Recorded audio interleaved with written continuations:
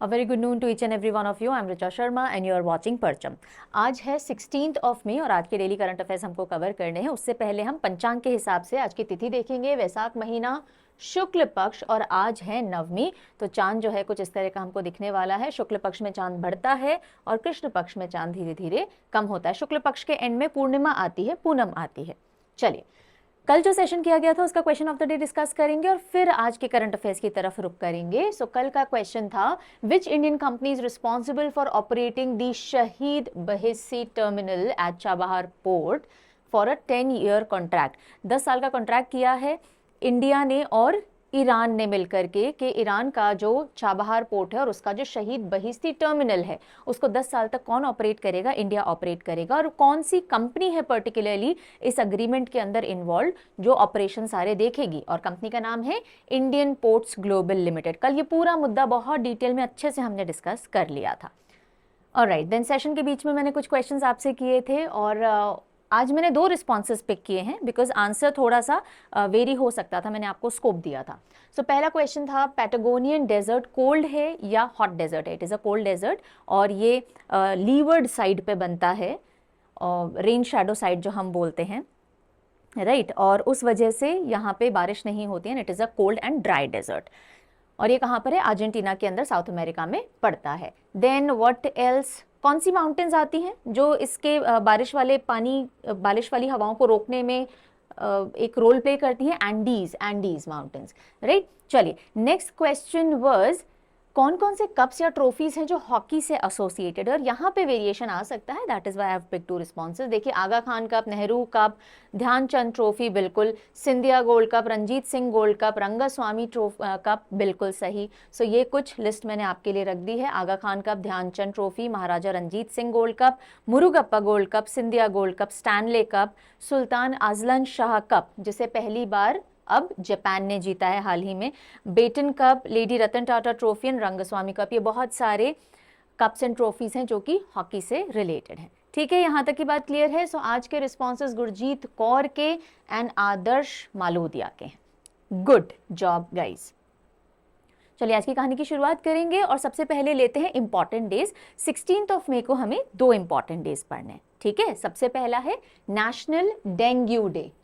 National dengue day. Dengue malaria दोनों मच्छरों के काटने से होता है। मच्छरों के काटने से नहीं होता, इन्फेक्टेड मच्छर अगर होते हैं, यानी वो पर्टिकुलर वायरस अपने अंदर लिए हुए वो मस्कीटोज होते हैं, तो हमें ये बीमारियां लग सकती हैं। सो डेंगू एक वायरस की वजह से होने वाली बीमारी है। It is born by mosquito. Mosquito वाहक बनता है, वेक्टर बनता है इस वायरस को हमारे अंदर लाने का। पर मेजर रीजन कौन है इस बीमारी के लिए? It is a viral infection.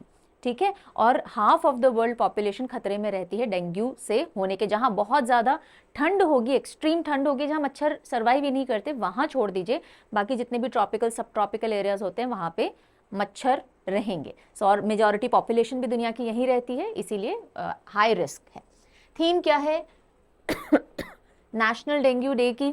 So dengue prevention, our responsibility for a safer tomorrow. Dengue prevention, responsibility for a safer tomorrow, simple सी है। Dengue, like I told you, कि अगर एक मच्छर है जिसने एक इन्फेक्टेड इंसान को काटा, राइट, सो अगर इसके अंदर डेंगू का वायरस है और इस इन्फेक्टेड इंसान को उस मच्छर ने बाइट किया है, वो ब्लड इनके अंदर आ गया, अब ये जब हेल्दी पेशेंट्स को काटेंगे सो वायरस उनमें स्प्रेड कर देंगे। इस तरह से साइकिल आगे बढ़ती रहती है। कौन सा मस्कीटो रिस्पॉन्सिबल होता है डेंगू के लिए? Female Aedes aegypti mosquito infected होना चाहिए, ये तो ऑब्वियस सी बात जाती है। ठीक है, so dengue, like I told you, एक डेंगू वायरस की वजह से होता है जिसका वाहक या वेक्टर बनती है Aedes aegypti mosquito, female of this particular species. और इसको अगर सीवियर हो जाए, डेंगू सीवियर हो जाता है तो उससे क्या होगा? आपको एक तो सबको पता है डेंगू होने से हमारी ब्लड प्लेटलेट काउंट जो होता है बहुत तेजी से गिरता है। दूसरी चीज़, हेमरेजिक फीवर भी हो सकता है, यानी हमारे जो इंटरनल बॉडी ऑर्गन्स हैं वो ब्लीडिंग स्टार्ट कर सकते हैं और उससे हमारी डेथ हो सकती है। सो हेमरेजिक फीवर हो सकता है, सीरियस इंटरनल ब्लीडिंग हो सकती है, हमारा बीपी एकदम से ड्रॉप हो सकता है, बॉडी शॉक में चली जाएगी, डेथ रिजल्टेंट होती है। ट्रॉपिकल, सब ट्रॉपिकल क्लाइमेट्स में ज़्यादा पाए जाते हैं। अच्छा, एक वैक्सीन है डेंगू के लिए and it is the first dengue vaccine जिसको यूएस में मंजूरी मिल गई कि हाँ ठीक है, रेगुलेटरी नॉड उसको मिल गया कि okay this vaccine can be used, and that is CYD TDV, dengue vaccia. Okay, it was approved by US Food and Drug Administration in 2019 और ये पहली डेंगू की वैक्सीन है जिसको US में नॉड मिला है इस पर्टिकुलर डिजीज को की रोकथाम के नहीं हो उसके चलते यूज करने के लिए। ठीक है, सो डेंगू डे याद रहेगा 16 मई को एक और इंपॉर्टेंट डे आता है and that is international day of light. International day of light. अब ये कौन सी लाइट की हम बात करें? किसी भी तरह की लाइट, जो भी लाइट हमें अलग अलग एरियाज में काम आती है, अब वो साइंस टेक्नोलॉजी हो, मेडिसिन का क्षेत्र हो, आप पढ़ते हो, वो जो आप लाइट यूज़ करते हो, मैं रिकॉर्ड करती हूँ वो जो लाइट यूज़ करते हैं, तो लाइट हमारे लाइफ में जितनी इंपॉर्टेंट है उसी को और ज़्यादा एक्नॉलेज करने के लिए डे ऑब्जर्व किया जाता है। और अगर हम देखें कि 16 मई ही क्यों लिया, तो एक इंपॉर्टेंट इवेंट इस दिन हुआ था। एनिवर्सरी पड़ती है 16 मई को पहले सक्सेसफुल ऑपरेशन की, लेजर ऑपरेशन की, जो कि 1960 में कंडक्ट किया गया था by a physicist and engineer Theodore Maiman. So laser का यूज इन ऑपरेशन पहली बार 16 मई को किया गया था 1960 में, और इस दिन को यूनेस्को डेजिग्नेट करता है as an important international day. 2018 से ये मनाया जा रहा है। So international day of light theme है लाइट इन आवर लाइव्स। हमारी लाइफ में अलग अलग एरियाज में, आर्ट एंड कल्चर में, एजुकेशन में, मेडिसिन में, कम्युनिकेशन में, जहाँ कहीं भी लाइट का इंपॉर्टेंट रोल है उसको एक्नॉलेज और सेलिब्रेट करने के लिए दिन मनाया जाता है। अब दोनों दिन कैसे याद रख सकते हो? 16, अब आप 16 स्वीट 16 ईयर्स के हो। मैं जब स्वीट 16 की थी, मैं जब 16 ईयर्स की थी, मुझे डेंगू हुआ था। हुआ नहीं था, याद करने में क्या जाता है। मैं जब 16 ईयर्स की थी मुझे क्या हुआ था? डेंगू हुआ था। फिर लेजर से मेरा ट्रीटमेंट किया, या फिर उसके बाद से मुझे जब भी कोई मच्छर दिखता है मैं उसे लेजर लाइट से परेशान करती हूँ या मारती हूँ। ओके, सो लेजर क्यों ला रहे हैं हम? क्योंकि लेजर के साथ में लाइट आएगा ही, और इससे आपको ये भी रहेगा कि पहला लेजर ऑपरेशन 1960 में 16 मई को हुआ था। Theodore Memon was the man behind it. Got it. So important days दोनों हो जाते हैं खत्म। अब हम चलते हैं तीसरी न्यूज के ऊपर, and that is related to a demise, death of an eminent person. So Nobel prize winning author, Canadian है ये, थी Alice Munro. So Nobel prize जीत चुकी एलिस मुनरो जी का निधन हो चुका है। शी इज नो मोर, और ये पहली कनेडियन वुमेन थी to win Nobel prize in literature, right. इन्होंने मैन बुकर प्राइज भी जीता है। So she is written a lot of short stories, और मेजरली जो कनाडा की रूरल लाइफ थी उस पर बेस्ड ही अपनी रचनाएं लिखती थी, और इनको कनाडाज चेखोव भी कहा जाता था। She has won Man Booker prize in 2009, and then 2013 में, कब? 2013 में she became the first Canadian women and 13th women overall to win Nobel prize for literature. अपनी शॉर्ट स्टोरीज जो जनरल लिटरेचर में जो इन्होंने कंट्रीब्यूशन किया है उसके चलते नोबेल प्राइज मिला। सो एलिस मुनरो। अब हम चलते हैं MDL के पास। MDL क्या है? माज़ागाओ डॉक लिमिटेड, राइट। और जब भी हम किसी कोई डिफेंस से रिलेटेड शिप बनी है तो MDL का नाम कई बार सुनने में आता है, माज़ागाओ डॉक बिल्डर लिमिटेड का, और ये महाराष्ट्र मुंबई में हेडक्वार्टर्ड है।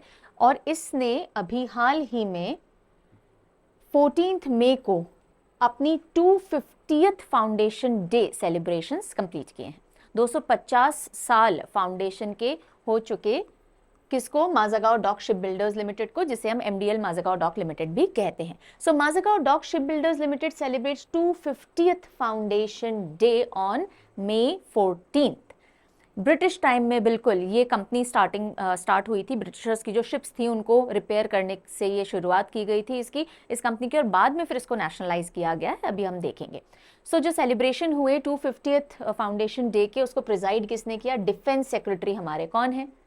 गिरिधर अरमाने जी। सो गिरिधर अरमाने जी ने प्रिजाइड किया इस पूरे सेलिब्रेशन को, और इस सेलिब्रेशन में काफ़ी कुछ चीज़ें अनाउंस की गई कि इसको कमीशन किया जा रहा है, इसको लॉन्च किया जा रहा है। जो इम्पॉर्टेंट हाईलाइट थी वो ये है, लॉन्च किया गया एक प्रोटोटाइप मतलब मेन बड़ी शिप बनाने से पहले या कोई भी एक चीज़ बनाने से पहले जो एक मॉडल बनाया जाता है उसको प्रोटोटाइप कहते हैं। प्रोटोटाइप ऑफ सबमरीन अरोवाना सबमरीन का एक प्रोटोटाइप लॉन्च किया गया जो MDL ही बनाएगा, और इंडिया में इंडिजिनस सबमरीन डेवलपमेंट में एक और बड़ा कदम साबित होगा। अब Mazagaon dock ship builders limited, like I told you, हमारी डिफेंस से रिलेटेड शिप्स वगैरह बनाने का काम करती है ना। So it is a premier war ship building yard located in Mumbai, Maharashtra. Shipyard क्या होता है? शिप बिल्डिंग यार्ड होता है जहाँ पे शिप्स बनाई जाती हैं, रिपेयर की जाती हैं, डीकमीशन की जाती हैं, खोली जाती हैं, वापस अगर काम नहीं आ रही है उसके पार्ट्स अलग अलग जगह यूज़ किए जाते हैं, उसको कहा जाता है।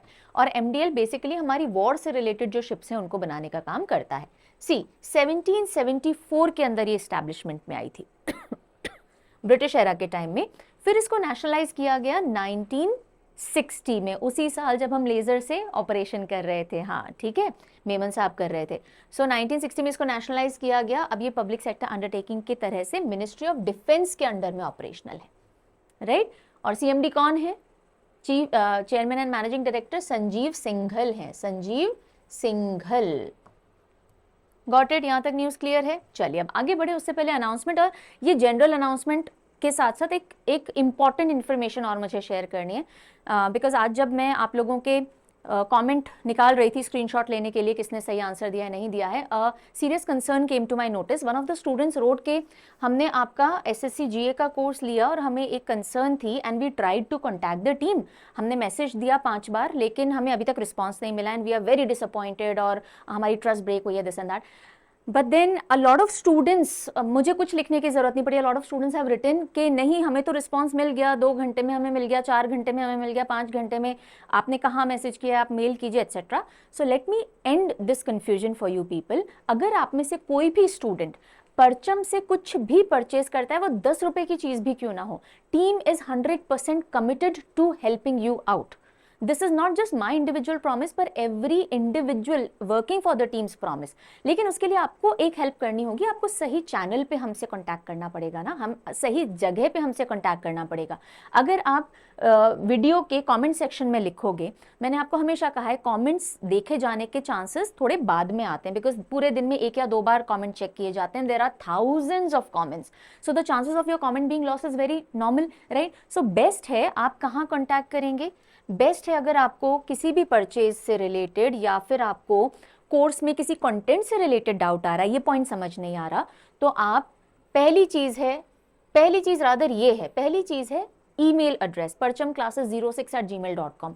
कोई फैंसी सा ईमेल लिखने की जरूरत नहीं है, आप बस अपनी क्वेरी लिख दीजिए, हिंदी इंग्लिश किसी भी लैंग्वेज में लिख दीजिए, जो हिंदी और इंग्लिश या बायलिंगुअल जो हमें समझ में आ सके। Team with in 24 hours respond करती है, राइट। उसके अलावा परचम ऐप है, परचम ऐप में आप चैट सेक्शन में लिखिए 10 to 6 के बीच में, टाइमिंग ध्यान रखिए, मैं हर दिन यहाँ पे फ्लैश रखती हूँ ये चीज, 10 to 6 के बीच में आप परचम ऐप चैट पे लिखिए, टीम डेफिनेटली रिस्पॉन्ड करेगी। व्हाट्सएप नंबर है, आप इस पे व्हाट्सएप कर सकते हो, नहीं तो कॉल कीजिए ना इसी टाइम पे, टीम आपको गाइड कर देगी। So you need to contact us on the right medium and the team will definitely help you. Please don't be disheartened. Please do not lose your trust. There is no reason for that, right? So ये एक important बात है। अच्छा, अब नए बच्चे वो बोलेंगे मैम हमें तो बता दो पीडीएफ कहाँ मिलेगा।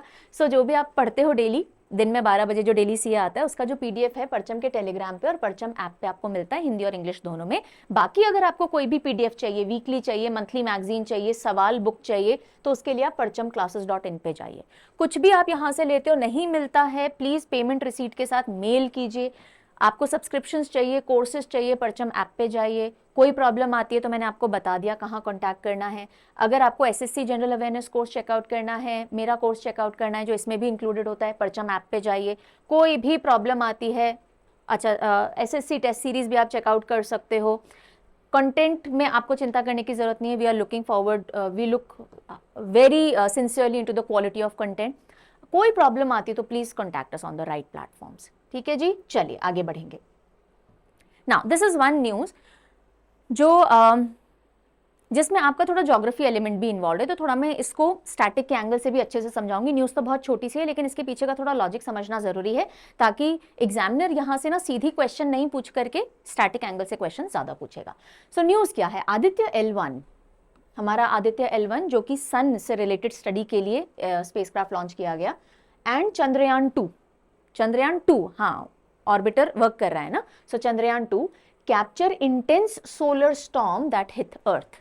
सो अर्थ पर सोलर स्टॉर्म यानी सन की तरफ से सोलर फ्लेयर्स, सोलर रेडिएशन, जैसे हम बोलते हैं ना तेज हवा चल रही है, इसी तरह से जब सोलर फ्लेयर एकदम से बहुत ज़्यादा गर्मी निकल के आती है और अर्थ के जो मैग्नेटोस्फेयर है उसको डिस्टर्ब करती है, तो उसको सोलर फ्लेयर कहा जाता है, ठीक है। अभी मैं बताऊंगी अच्छे से। सो अर्थ पे इस लास्ट वीक है ना, अभी तो ये मिड वीक पहुंच गया, तो इसी वीक के ऑनसेट में यानी ये जो अभी वीकेंड गया है इसके आसपास काफ़ी सारा सोलर फ्लेयर अर्थ की तरफ आया है। 4-5 इंसिडेंसेस ऐसे हुए हैं जिसकी वजह से जो ऑरोरा होती है, कलरफुल लाइट्स देखने को मिलती है पोलर रीजन के आसपास, वो काफ़ी दूर तक देखने को मिली हैं और उसकी वजह से थोड़े बहुत हमारे GPS वगैरह में भी हल्की फुल्की सी माल फंक्शनिंग देखी गई है। तो इंडिया के इसरो के 2 प्रोजेक्ट्स जो हमने स्पेस में भेजे थे, आदित्य L1 और चंद्रयान 2, इन्होंने भी इस सोलर स्टॉर्म का डेटा पिक किया है और वो जेनरेट किया है। ये तो हुई न्यूज़,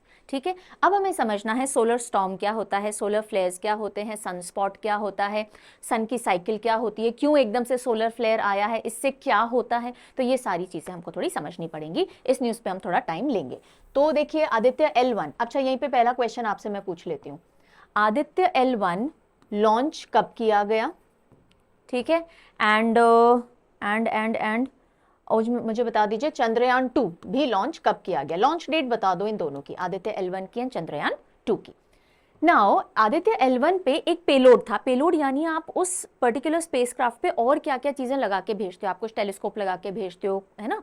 सो ASPEX एस्पेक्स पेलोड जो है आदित्य L1 पे, उसने हाई स्पीड सोलर विंड यानी सूरज की तरफ से जो एकदम से फ्लेयर आएगा, सूरज का जो कोरोना होता है सबसे आउटर मोस्ट जो लेयर होती है वो सबसे गर्म होती है, और वो जब एकदम से गर्मी की हवा फेंक रहा है एक तरह से यूनिवर्स के अंदर, है ना, हमारे सोलर सिस्टम में, तो उसको सोलर विंड कहा जाता है। High temperature solar wind plasma, जब गैसेस सुप्रीम हाई टेम्परेचर पे होती है उनको प्लाज्मा कहा जाता है। और एनर्जेटिक आयन इन्फ्लक्स उसने धरती पे भेजा, और किसने इसको डिटेक्ट किया है, एस्पेक्स पेलोड जो है आदित्य L1 का, उसने डिटेक्ट किया है, ठीक है जी।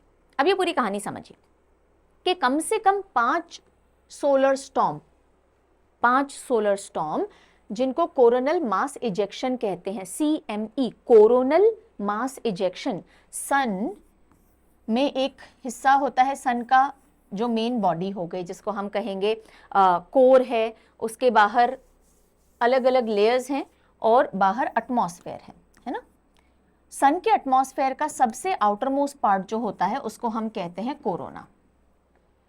ओके, सो देखो अंदर, सबसे अंदर सन के कोर होता है, फिर ये रेडिएटिव जोन होता है, फिर ये कन्वेक्टिव जोन होता है, उसके बाद एटमॉस्फेयर चालू हो जाता है। एटमॉस्फेयर के अंदर सबसे पहले फोटोस्फेयर होता है, राइट, फिर क्रोमोस्फेयर होता है और फिर कोरोना होता है। सो ये जो आउटर मोस्ट कोरोना है ये सबसे हॉट एरिया है, और इसमें से जब मास इजेक्शंस होते हैं, इस गर्मी के, इस लाइट के मास इजेक्शंस होते हैं, तो उसको CME या कोरोनल मास इजेक्शन कहते हैं। और इसने हमारे प्लैनेट की जो प्रोटेक्टिव मैग्नेटिक फील्ड होती है, हमारी जो अर्थ है वो मैग्नेटिक फील्ड से घिरी हुई है, हमने पहले देखा था इसका डायग्राम, है ना, आज मैंने नहीं लगाया, आई एम सो सॉरी। उस मैग्नेटिक फील्ड से क्या होता है, जो भी रेडिएशन हमारे पास आ रहे हो, मैग्नेटिक फील्ड उनको बचा लेती है अर्थ को। तो इस तरह से अगर मैग्नेटिक फील्ड वर्क कर रही है मान लीजिए, और यहाँ से अगर रेडिएशन आ रहे हैं तो वो साइड से उनको भेज देगी, और इसी इंटरेक्शन से, ये जो इंटरेक्शन होता है ना, इसीलिए नॉर्थ और साउथ पोल पे हम देखते हैं कि हमें कलरफुल लाइट्स देखने को मिलती हैं, क्योंकि जब हमारे मैग्नेटिक फील्ड से सन के रेडिएशन और आयंस का इंटरफेरेंस होता है, इंटरप्ले होता है, तो वो कलरफुल लाइट्स देखने को मिलती हैं, right. So at least 5 solar storm earth ने एक्सपीरियंस किए 10 मई से 13 मई के बीच में, और ऐसा नहीं है कि आगे नहीं होंगे, आगे भी होंगे। और ये जो कोरोनल मास इजेक्शन है, सोलर स्टॉर्म में क्या होता है, कोरोनल मास इजेक्शंस होते हैं। कोरोनल मास इजेक्शन क्यों होते हैं, वो होते हैं सोलर फ्लेयर की वजह से, सोलर फ्लेयर। और वो क्यों होता है, वो होता है सनस्पॉट की वजह से। तो आपको सोलर फ्लेयर समझना है, सनस्पॉट समझना। कौन सा सनस्पॉट है जिसकी वजह से ये सोलर फ्लेयर इस बार निकले हैं, एक ही सनस्पॉट रिस्पॉन्सिबल था, AR3664, नाम याद रखेंगे, AR3664, ओके। और ये करीब 15 टाइम ज्यादा वाइड है अर्थ से। सन के ऊपर एक सनस्पॉट है जिसका नाम है AR3664 और बहुत वाइड है, 15 टाइम्स वाइडर देन अर्थ। और उस सनस्पॉट की वजह से सोलर फ्लेयर निकले, और उस सोलर फ्लेयर की वजह से कोरोनल मास इजेक्शंस निकले, जिसको हमने कहा सोलर स्टॉर्म। यहां तक की कहानी समझ में आई, ओके। नाउ सोलर फ्लेयर क्या होते हैं, जब एकदम से बहुत सारा रेडिएशन निकले, एकदम से बहुत सारा रेडिएशन निकले, उसको हम कहते हैं सोलर फ्लेयर। सोलर यानी सन से निकल रहा है, फ्लेयर यानी एकदम से चमक और गर्मी ये सब निकल रही है। और ऐसा होता है because of sudden release of magnetic energy. Sun के अंदर हाइड्रोजन मिलकर के हीलियम बनाता है, राइट। इसकी वजह से न्यूक्लियर फ्यूजन हो रहा है और बहुत सारी एनर्जी रिलीज होती है। ये सब कहाँ होता है? कोर में होता है। इस कोर में जो एनर्जी बन रही है वो निकल के इस रेडिएशन जोन में जाती है, फिर वही कन्वेक्टिव करंट्स बन के कन्वेक्टिव जोन में जाती है, और उसके बाद जो हमारा फोटोस्फेयर है वहां पे गर्मी और रोशनी पहुंचाती है, और यही फोटोस्फेयर हमको दिखता है। सन की जो लेयर हमको दिखती है वो यही है, राइट। सो जब कभी भी मैग्नेटिक एक्टिविटी बहुत तेज हो जाती है, सन की भी एक साइकिल होती है। सन की लाइट और गर्मी 11 साल की साइकिल फॉलो करती है। 11 साल में जो मिड वाला टाइम होता है तो सबसे ज्यादा मैक्सिमम हीट और लाइट प्रोड्यूस करता है सन, और साइकिल के स्टार्टिंग और एंड में थोड़ी कम प्रोड्यूस करता है। सो अभी सन ऑलमोस्ट अपनी साइकिल के मिड पे पहुंच गया, ऐसा साइंटिस्ट बिलीव कर रहे हैं। हम मान रहे थे कि 1-2 साल बाद पहुंचेगा, लेकिन जिस तरह से CMEs हो रहे हैं, कोरोनल मास इजेक्शन हो रहे हैं, शायद सन अपनी 11 ईयर साइकिल के मिड में पहुंच चुका है, यानी बहुत ज्यादा गर्मी और बहुत ज्यादा रोशनी ये देगा, राइट। तो जब ऐसा होता है कि वो अपनी साइकिल के मिड में पहुंच जाता है, तो ये जो रेडिएशंस होते हैं, मैग्नेटिक तरंगे होती हैं सन के अंदर, वो बहुत बढ़ जाती हैं। जब बहुत ज़्यादा मैग्नेटिक तरंगे बढ़ने लगती हैं तो उससे क्या होता है? उससे ये जो कन्वेक्टिव करंट्स जा रहे थे, हीट वाले कन्वेक्टिव करंट्स, ये नीचे से गर्मी लेके जाते हैं, ठंडे होते हैं, फिर नीचे आते हैं, फिर गर्मी लेके जाते हैं। इन मैग्नेटिक फील्ड के बढ़ने की वजह से कुछ एरियाज में ये हीट नहीं पहुंच पाती, कंपैरेटिवली कम पहुंचती है, क्योंकि मैग्नेटिक फील्ड इतनी स्ट्रांग हो गई है। ये दिख रही है आपको ब्लू लाइंस। तो जब सन की मैग्नेटिक एक्टिविटी बहुत ज़्यादा, फील्ड बहुत ज़्यादा स्ट्रांग हो जाती है, मैग्नेटिक रेज बहुत निकल रही होती हैं, तो यहाँ पे सनस्पॉट्स बनते हैं। फिर जब ये मैग्नेटिक तरंगे थोड़े टाइम बाद वापस से सेटल होती हैं, तो यहाँ से एकदम से जो रुकी हुई थी, ट्रैप्ड हीट थी जो ऊपर नहीं जा पा रही थी, वो निकलती है and it becomes a solar flare, right. So solar flares, ये देखो ये सनस्पॉट है। सनस्पॉट मतलब सन पे वो एरियाज जो बाकी आसपास के एरिया से कंपैरेटिवली ठंडे होते हैं, वो स्पॉट की तरह दिखते हैं, बिकॉज आसपास बहुत ब्राइट है। स्पॉट जो है सनस्पॉट, वहां पे उतना टेम्परेचर हाई नहीं है, बिकॉज मैग्नेटिक फील्ड के मूवमेंट ने उस जगह गर्मी पहुंचने से रोक रखा है, ओके। सो सोलर फ्लेयर इंटेंस बर्स्ट होते हैं रेडिएशन के। सोलर फ्लेयर एकदम से जो बाहर निकली गर्मी, रेडिएशन का इंटेंस बर्स्ट होता है। और वो क्यों होता है? क्योंकि मैग्नेटिक एनर्जी रिलीज हो रही है सनस्पॉट से। सनस्पॉट क्या है? स्ट्रॉन्ग मैग्नेटिक फील्ड वाले एरियाज हैं। जहां बहुत ज्यादा स्ट्रॉन्ग मैग्नेटिक फील्ड होगी, वहां पे कुछ एरियाज में गर्मी नहीं पहुंचेगी ज्यादा, और वो ब्लैक ऑब्जर्व होंगे हमें, और इसलिए हम उनको कहते हैं सनस्पॉट। लेकिन जब मैग्नेटिक फील्ड रीअलाइन होंगी, नॉर्मल होंगी वापस से, ओके। अभी देखिए, अभी ये बाहर निकली हुई हो रही हैं, इतनी इंटेंस हो रखी हैं कि फोटोस्फेयर से भी बाहर निकल रखी हैं, राइट। जब ये वापस रीअलाइन होंगी तो फिर यहां से एकदम से सोलर फ्लेयर निकलेगा, और उस सोलर फ्लेयर, कहां पहुंच गए हम? तो huge amount of energy release होगी। मैग्नेटिक फील्ड जब भी दूर जाती हैं, पास आती है, इंटरेक्शन की वजह से एकदम से विस्फोट जैसा होगा एनर्जी का, और वही सोलर फ्लेयर बन के निकलेंगे। और जब सोलर फ्लेयर निकलते हैं तो बाहर का जो कोरोना है, वो कई बार, जरूरी नहीं सारे सोलर फ्लेयर में कोरोनल मास इजेक्शन हो, लेकिन जब सोलर फ्लेयर निकलते हैं कई बार कोरोनल मास इजेक्शन होता है, यानी आउटर मोस्ट कोरोना जोर से अपनी जो एनर्जी है दूर तक फेंकता है, और वो अर्थ पे आती है सोलर स्टॉर्म बन के। यहाँ तक की बात समझ में आई क्या? मैं कोशिश कर रही हूँ ज्यादा टाइम नहीं भी लूँ, पर फिर भी आपको मोटे मोटे तौर पे कॉन्सेप्ट समझा ही दूँ, ठीक है। तो इस बार जो सोलर स्टॉर्म्स आए हैं, वो साइंटिस्ट का मानना है कि भैया जो 11 ईयर की सोलर साइकिल है, वो उसके हम मिड में कहीं पहुंच गए हैं, इसीलिए इतने सोलर स्टॉर्म्स आ रहे हैं, वरना अभी नहीं आने चाहिए थे, 1-2 साल बाद आने चाहिए थे। यही मेरा क्वेश्चन दूसरा आपसे। बताइए अभी हम कौन से ईयर ऑफ सोलर साइकिल में हैं? ठीक है, ये जो 11 ईयर सोलर साइकिल होती है सन की, कौन से नंबर की सोलर साइकिल चल रही है? 10वें नंबर की, 20th नंबर की, 40th नंबर की? Which solar cycle is undergoing right now? Okay. So majority of the flares जो अर्थ को हिट कर रहे हैं इस बार मई के अंदर, वो एक्स क्लास के हैं। कौन सी क्लास के हैं? एक्स क्लास, जो सबसे powerful type of solar flares माने जाते हैं, राइट। और साइंटिस्ट मान रहे थे कि ये G4 सिवियरिटी के होंगे, G4 सिवियरिटी के, लेकिन इनमें से कुछ स्टॉर्म्स जो हिट किए वो G5 तक भी टच किए हैं, यानी कि सबसे एक्सट्रीम सोलर स्टॉर्म जो हमारे सोलर सिस्टम में पॉसिबल है वो अर्थ तक पहुंचा है। अब ऐसा नहीं है कि बहुत डिस्ट्रक्शन करेगा, सारी सैटेलाइट टूट के गिर जाएंगी, ऐसा नहीं है। होना ऐसा चाहिए था कि सैटेलाइट जो है वो बहुत डिस्टर्ब हो जाए, लेकिन इस सोलर स्टॉर्म ने बहुत कुछ ज़्यादा डिस्टर्ब नहीं किया। थोड़े बहुत चेंजेस देखने को मिले। एक तो ब्यूटीफुल चेंज है कि जो अर्थ की मैग्नेटिक फील्ड होती है, जब सोलर स्टॉर्म आता है तो वो थोड़ी सी वीक हो जाती है। सामने से बहुत तेज एनर्जी आ रही है ना, तो वो हमारी मैग्नेटिक फील्ड थोड़ी सी वीक हो जाती है, वो प्रोटेक्टिव फील्ड है। तो उस वजह से ये जो आयंस होते हैं सन के चार्ज्ड पार्टिकल्स, वो एंटर हो जाते हैं थोड़े से अंदर, और उनके इंटरप्ले से मल्टी कलर्ड ऑरोरा देखने को मिलता है। नॉर्मली नॉर्थ और साउथ पोल पे होता है, लेकिन इस समय वो थोड़ा यूरोप तक दिख रहे हैं, नीचे थोड़ा ऑस्ट्रेलिया तक दिख रहे हैं। सो ये तो एक अच्छी बात हुई है ना।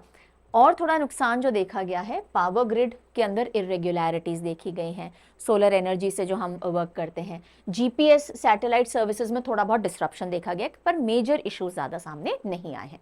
इसरो के हिसाब से अभी तक का सबसे बड़ा जियोमैग्नेटिक स्टॉर्म है ये 2003 के बाद। 2003 के बाद अगर ये सोलर स्टॉर्म आया है अर्थ के ऊपर, जियोमैग्नेटिक स्टॉर्म, वो सबसे बड़ा 2003 के बाद अब आया है, और आज तक का हिस्ट्री का सबसे बड़ा जो सोलर स्टॉर्म था वो 1859 में आया था, कैरिंगटन इवेंट कहते हैं उसको। तो जितना ज़्यादा फ्लेयरिंग रीजन उस समय सन का था ना, यानी सन अगर इतना है तो इतने एरिया से मान लो वो फ्लेयर्स निकल रहे हैं। तो इस बार वाले सोलर स्टॉर्म का ये जो फ्लेयरिंग रीजन है, जहाँ से फ्लेयर्स प्रोड्यूस हो रहे हैं, वो भी इसके बराबर का ही है। तो इंटेंसिटी में 2003 के सोलर स्टॉर्म जैसा इंटेंस है ये, और अगर हम एरिया वाइज सोलर फ्लेयर का एरिया देखें उसके हिसाब से ये 1859 के मुकाबले का सोलर स्टॉर्म आया है।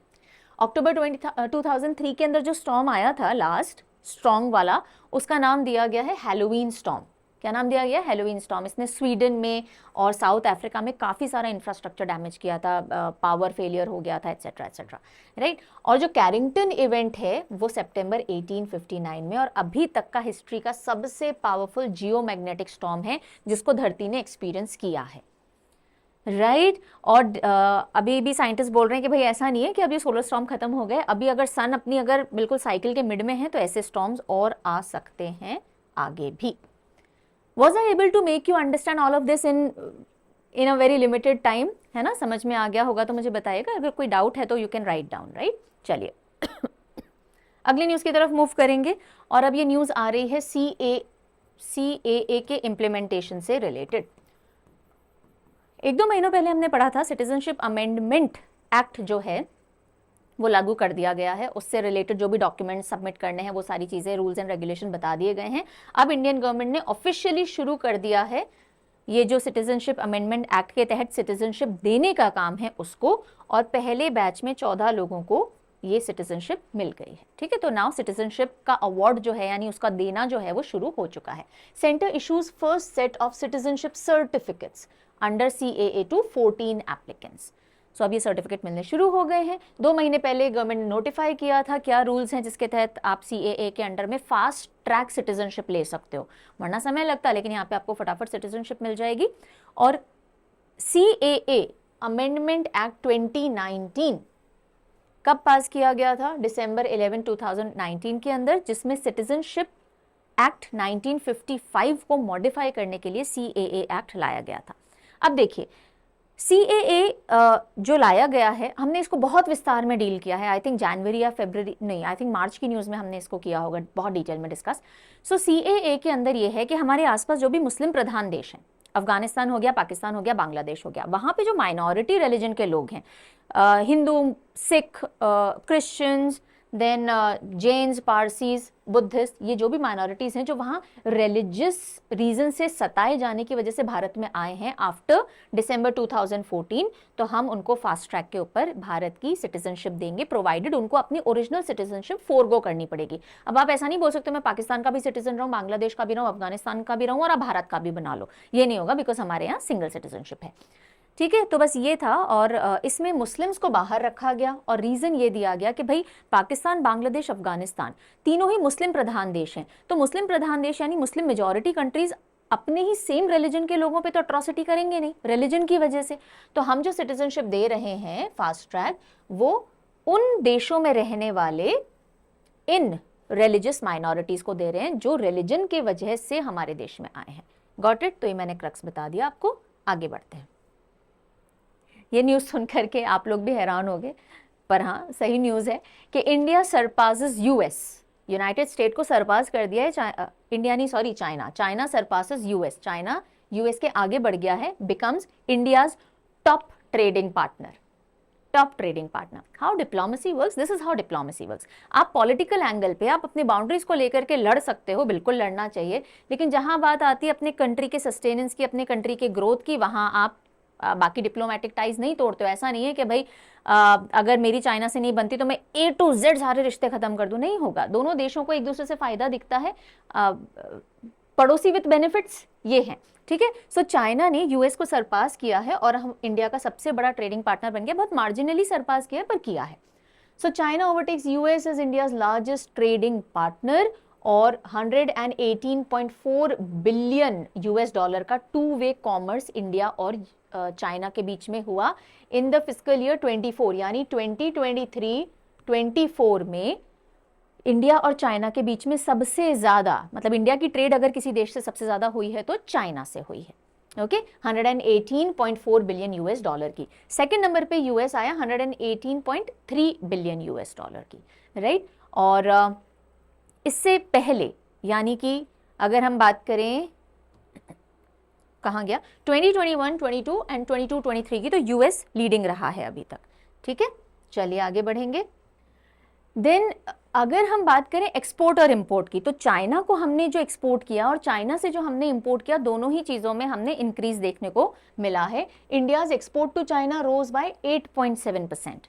8.7% हमारे एक्सपोर्ट चाइना से बढ़े हैं और इनमें majorly iron ore, cotton, fabrics, handloom, spices, fruit, vegetable, plastic, ये सारी चीजें इन्वॉल्व थी, ठीक है। So healthy growth of exports इन सब चीजों में देखा गया। मेनली इंपोर्ट जो हमने चाइना से किए हैं उसमें भी 3.24% की ग्रोथ देखी गई है, इंक्रीमेंट देखा गया है।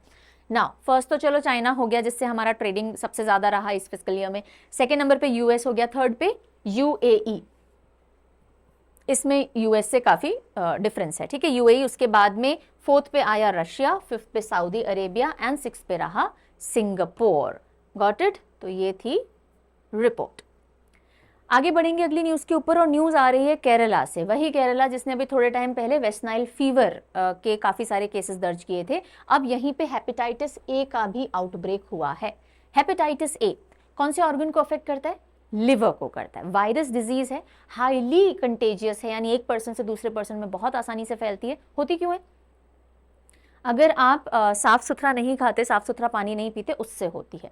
अगर आपने हैंड क्लीन नहीं किए हैं और आप खा रहे हो तो हेपेटाइटिस हो सकता है। यूजुअली फेटल नहीं होता है, लेकिन अगर बहुत ज़्यादा सिवियरिटी हो जाए तो लिवर डैमेज कर सकता है, और लिवर डैमेज हो जाए तो ठीक भी हो सकते हैं और नहीं हुए तो डेथ भी हो सकती है, ठीक है, हालांकि रेयर केसेस है। सो हेपेटाइटिस ए आउटब्रेक केरला के अंदर हुआ, 12 डेथ्स हो चुकी हैं सो फार। रेयर है पर हो सकती हैं, एंड 4 डिस्ट्रिक्ट अलर्ट पे हैं। सो 1977 कंफर्म केसेस हैं कि हाँ भाई इनको हेपेटाइटिस ए है। उनमें से 12 लोग ऑलरेडी मृत्यु को प्राप्त हो चुके हैं, एंड फर्स्ट 4.5 मंथ्स के अंदर ये 12 डेथ रजिस्टर हो चुकी हैं, तो सिवियरिटी काफ़ी ज़्यादा है।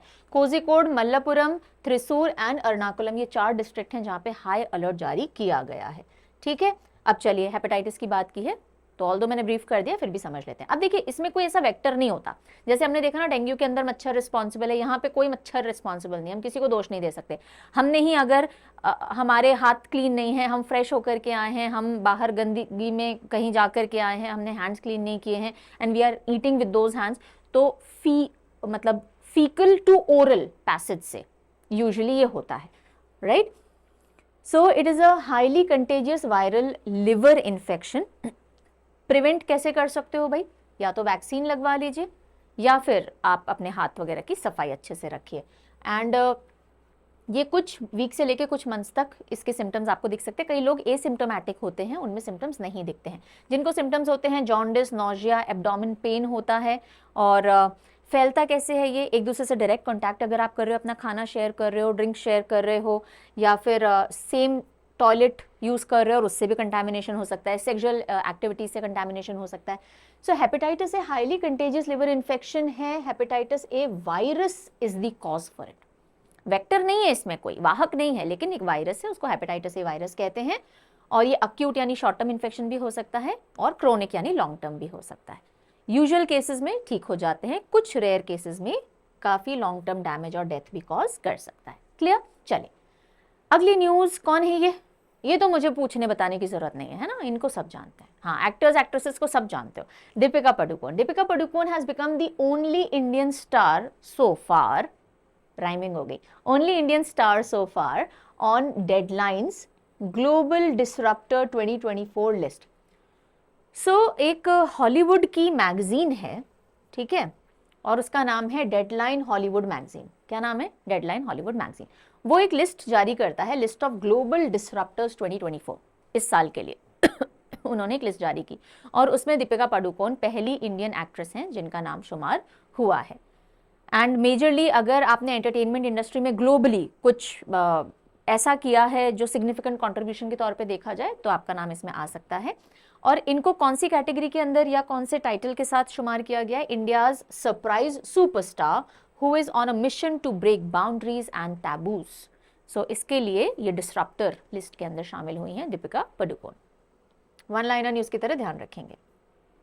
Okay, so now we are coming over to millet seeds of change, how these ancient grains are shaping our future। और ये क्या है? ये गूगल आर्ट एंड कल्चर ने एक डिजिटल एग्जीबिशन लॉन्च की है इंडिया के अंदर, दिल्ली कृषि भवन में। ठीक है, सो Google art and culture has launch digital exhibition जिसका नाम है मिलेट्स सीड्स ऑफ चेंज। क्या नाम है? Millets seeds of change. और ये गूगल आर्ट एंड कल्चर में हमारा जो किसान भवन, कृषि भवन है सॉरी, दिल्ली में, वहाँ पे लॉन्च की है। इसका मेन ऑब्जेक्टिव क्या है? मिलेट्स के टुवर्ड्स जागरूकता लाना, है ना, यही सारे पर्पसेस हैं। सो ये एग्जीबिशन अकेले तो गूगल आर्ट एंड कल्चर ने नहीं लॉन्च की होगी, इन्होंने कोलैबोरेट किया है इंडिया की ministry of agriculture and farmers welfare के साथ में। राइट, इंडिया में सबसे ज़्यादा वर्ल्ड वाइड अगर हम देखें तो सबसे ज़्यादा मिलेट्स कहाँ प्रोड्यूस किए जाते हैं? India is the world's largest producers of millets. Right, और 2023 को इंटरनेशनल ईयर ऑफ मिलेट्स की तरह ऑब्जर्व किया गया और इस मुहिम को कि भाई इस साल को इंटरनेशनल ईयर ऑफ मिलेट की तरह देखा जाए, श्री अन्न जिसे हम बोलते हैं, तो ये शुरुआत, ये पहल किसने की थी? इंडिया ने ही की थी। इंडिया ने स्पीयर हेड किया था यूनाइटेड नेशन जनरल असेंबली में ये रेजोल्यूशन कि 2023 को इंटरनेशनल ईयर ऑफ मिलेट्स की तरह देखा जाएगा। 2024 is the year of international year of camelids. Camelids पहले पूछ चुकी हूँ इसलिए अभी नहीं पूछ रही हूँ। कैमिलिड्स, कैमल, लामा, अल्पाका, ये वाली जो पूरा एक ग्रुप होता है उनको कैमिलिड्स कहा जाता है। चलिए अगली खबर की तरफ चलते हैं। इंडिया का बिगेस्ट स्किल कंपटीशन स्टार्ट हो चुका है, India skills 2024। India skills 2024 nation का बिगेस्ट स्किल कंपटीशन कहा जाता है ये इंडिया स्किल 2024, नई दिल्ली में शुरू हो चुका है। और कौन ऑर्गेनाइज करवा रहा है? कौन ऑर्गेनाइज करवाएगा?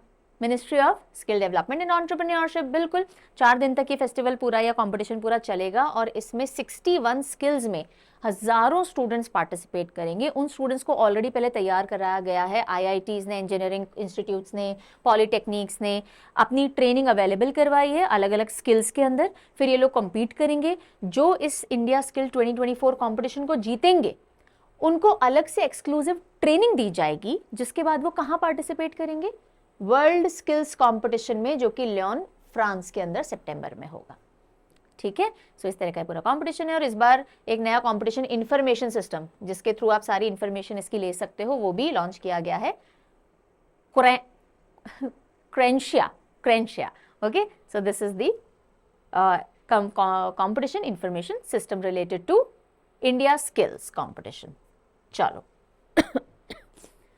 फिर अगली खबर आ रही है बैंकिंग फाइनेंस सेक्टर से, और खबर क्या है? That SBI has become the first bank as trading and clearing member of IIBX।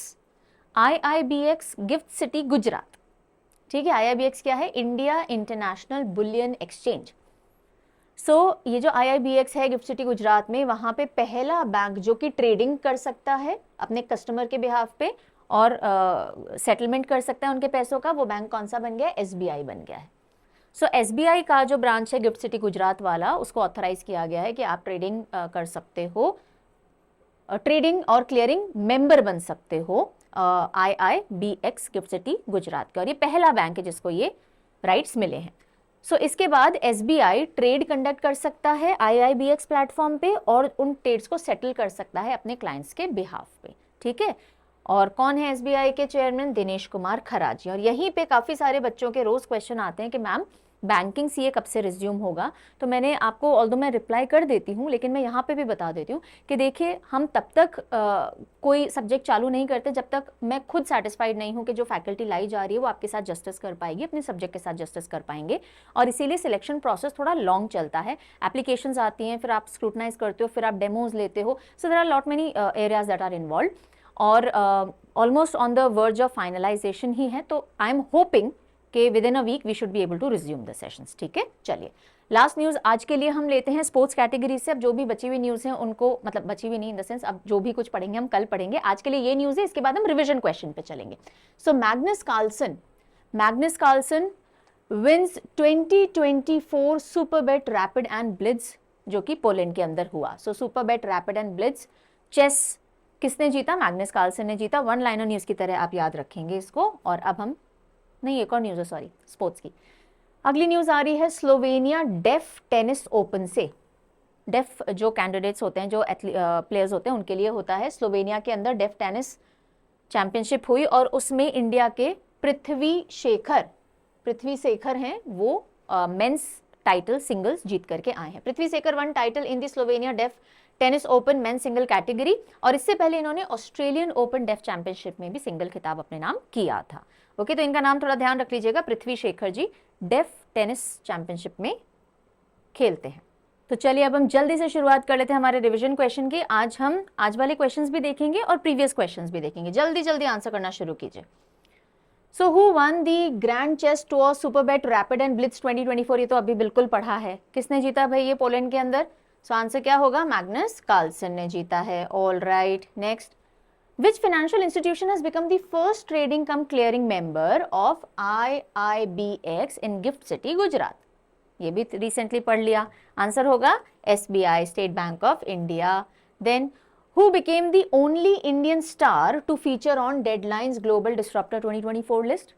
Deepika Padukone, ठीक है। देन अब हम कुछ प्रीवियस डेज के देखते हैं क्वेश्चन और फिर लास्ट में आपको क्वेश्चन ऑफ द डे में देकर के जाऊंगी। चलिए, which of the following works have been included in UNESCO's Memory of World Asia Pacific Regional Register? कर हमने देखा था कि यूनेस्को का Memory of World Asia Pacific Regional Register है, जिससे इंडिया से 3 लिटरेरी वर्क उसमें शामिल किए गए हैं। इनमें से है क्या कोई? सहृदय लोकलोकन बिल्कुल है, रामचरितमानस बिल्कुल है, बोथ ए बी ये हो गया, और इसके अलावा कौन सा था? पंचतंत्र, ठीक है। C will be the right answer यहाँ पे। On which date will United Nations General Assembly observe World Football Day? World Football Day इस साल से शुरू किया जाएगा ऑब्जर्व करना। UNGA ने ऐसा कहा है। कौन सी तारीख को ऑब्जर्व किया जाएगा? इंपॉर्टेंट है जी, 25 में, याद रखिएगा, पहली बार शुरू किया जा रहा है ये। Next, who has been appointed as the first women director general of police, यानी women DGP of Meghalaya? Meghalaya की पहली वुमेन DGP कौन बनी है? शीशा देख के बड़ी खुश हुई थी वो, Idashisha Nongrang, okay. Who broke their own record for the highest number of ascents of Mount Everest by scaling peak for the 29th time?